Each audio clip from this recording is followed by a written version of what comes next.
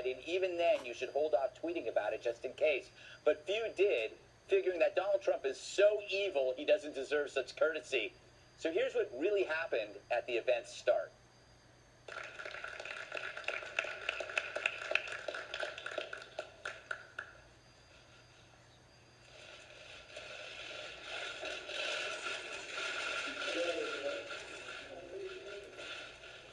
Isn't that amazing?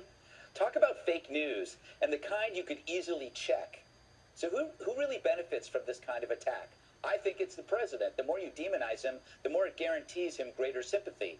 America will trust him more while trusting the media, academia, people on Twitter, and celebrities less. And it raises a few questions. Why is it always the left that does this stuff? Whether it's MSNBC editing footage to hide the race of a black man with a rifle at a town hall, remember that? Or Katie Couric's doctored gun documentary. They're always employing tricks to create truth. It's like they can't depend on the facts. Which leads to a final point. If Donald Trump is so evil, why would you need to make up evil stuff about him? The stuff should be there right in front of you. But maybe you realize in quieter moments, he may not be as bad as you think. Perish the thought.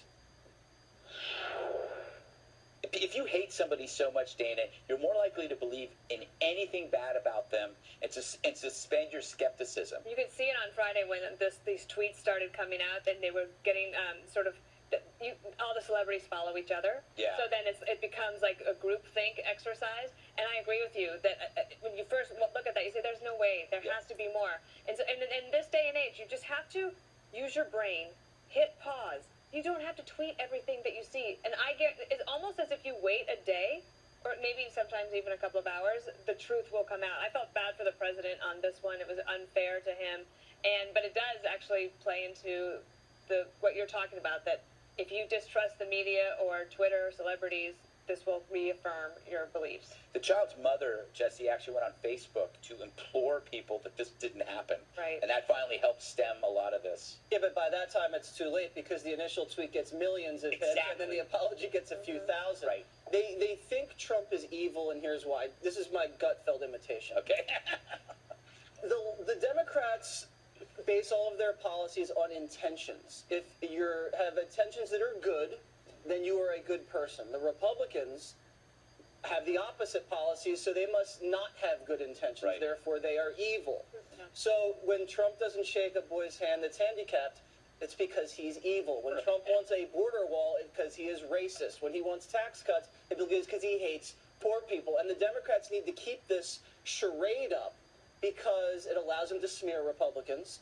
And if they lose their moral authority, then they don't do the ends justify the means, where they can't get away with anything, with breaking the law, with shredding things, because they believe they're so inherently good that they can afford to, draw outside the lines. Hey, Juan, I have an interesting question for you. Was that good? I liked it. I was good. I was impressed. Yeah.